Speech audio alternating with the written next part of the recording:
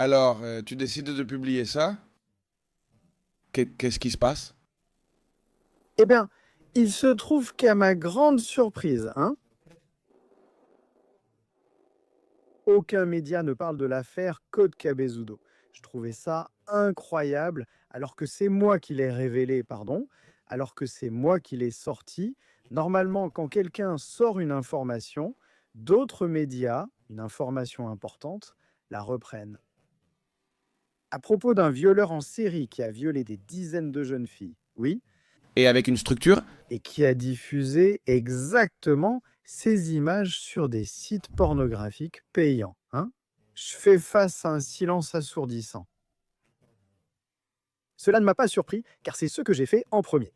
Quand j'ai reçu l'information, j'ai commencé à enquêter et à chercher, à vérifier ce qui m'était parvenu.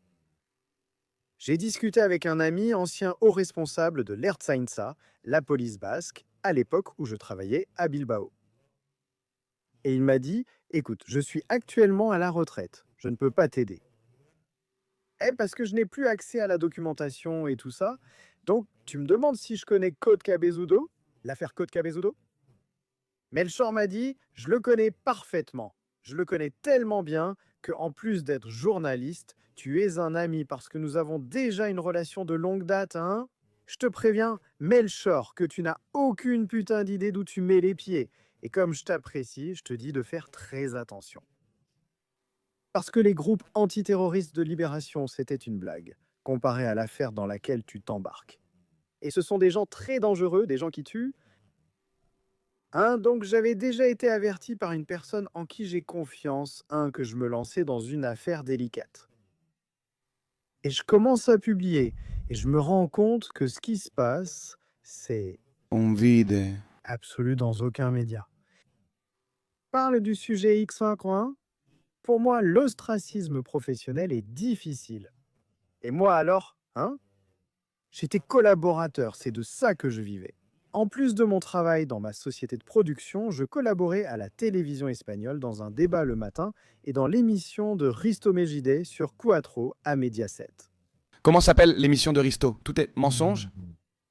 Et aussi bien à la télévision espagnole que dans l'émission de Risto, hein? Un jour, j'ai évoqué l'affaire Code Cabezudo et j'ai fini par dire Cabezudo.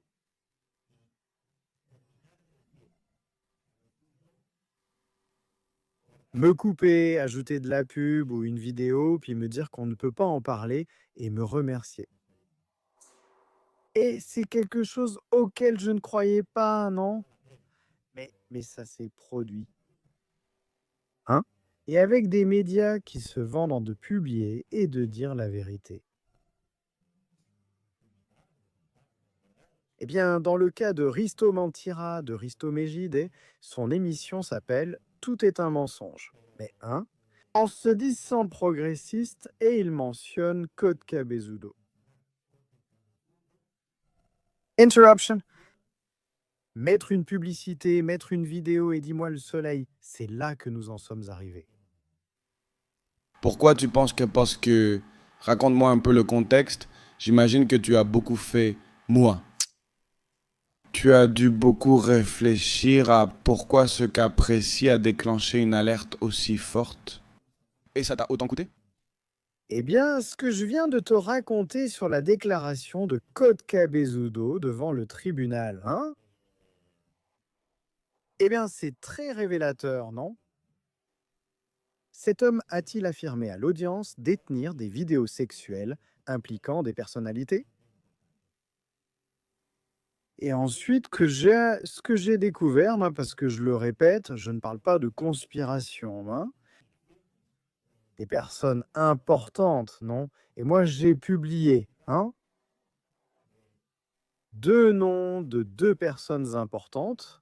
L'un d'eux, Georges Fernandez, présentateur vedette de A3 Média, de l'émission La Roue, de je ne sais quoi, hein?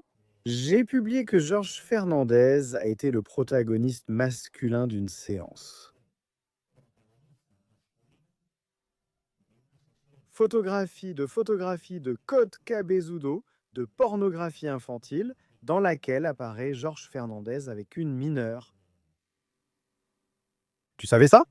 Je n'en ai aucune idée. Tu l'as vu quelque part? Je ne sais pas. L'affaire dont tu parles me rappelle vraiment quelque chose, comme le Jeffrey Epstein espagnol. Bon, il peut y avoir des équivalences, mais j'insiste, ça s'est déjà passé, hein? C'est moi qui ai remis les images de Jorge Fernandez au parquet. Et le parquet de Saint-Sébastien a rédigé un décret dans lequel il disait que ce sont des images qui constituent Une infraction? de la pornographie infantile. Celui dont Jorge Fernandez est le protagoniste, et il n'a pas pu engager de poursuite judiciaire parce que le délit était prescrit. Parce que les images dataient de plusieurs années auparavant. J'ai appelé Jorge Fernandez avant de remettre à la justice parce que Jorge Fernandez.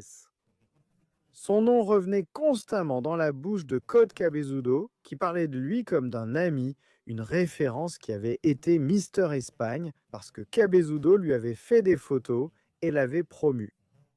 Et dans son studio, Code Cabezudo avait rempli de photos de Jorge Fernandez. Et en enquêtant sur l'affaire, j'ai parlé 3 fois avec Jorge en lui disant « Georges, ce serait important pour les victimes de Code Cabezudo qu'une personne importante comme toi parle et raconte ce qu'elle sait. Et je ne veux pas parler, je ne veux rien. Pour le documentaire Au nom d'elle, de Netflix. Nous lui avons demandé de participer. Parce que nous considérions qu'il était important qu'un type ami de Cabezudo, dont Cabezudo parlait constamment, dise ce qu'il savait. Pour les victimes, non. Et Jorge Fernandez, il a dit « Je ne veux rien savoir, ne me parle pas de Code Cabezudo ». Bon, alors, avant de remettre au parquet les photos, les images de Jorge Fernandez avec une mineure, je l'ai appelé, j'ai dit « Hé Jorge, je t'appelle encore ». Parce que il y a des images de toi lors d'une séance avec Code Cabezudo de pornographie infantile où tu apparais. Un adulte avec une mineure de 15 ans. Et alors il me dit « Hé, hé, hé, attends ». Et il me donne le nom alors que je ne lui avais pas donné de nom.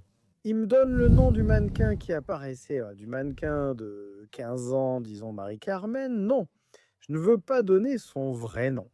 Il me dit « Je ne savais pas que Marie-Carmen était mineure ». Et je lui ai dit « Hé Georges, je vois que tu te souviens parfaitement de la séance parce que je ne t'ai pas donné le nom de Marie-Carmen. Je t'ai dit une séance avec une mineure, hein ? Mais je ne savais pas qu'elle était mineure. Et je me dis, écoute, si tout ça est au parquet, alors, hein, à Trémédia garde aujourd'hui comme présentateur vedette de la chaîne un type qui a été l'acteur principal dans des séances de performance de pornographie infantile. Ensuite, ils n'arrêtent pas de se vanter sur leur chaîne. Sur Antena 3, sur la Sexta, ils parlent des femmes, du féminisme et tout ça. Et tu dis, ton présentateur vedette de l'émission la plus regardée de ta chaîne a fait de la pornographie infantile avec une mineure, hein? Personne ne parle de l'affaire.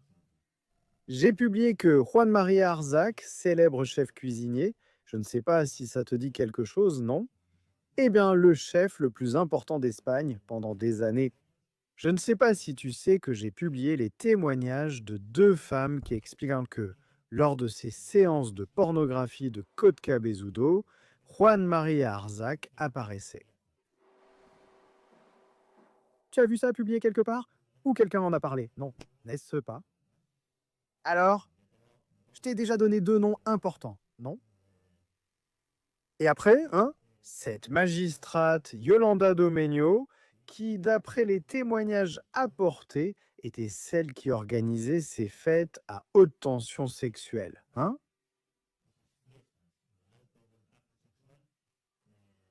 Yolanda Domenio a déposé une plainte contre moi et contre Mario Diaz, l'avocat des victimes de Code Cabezudo.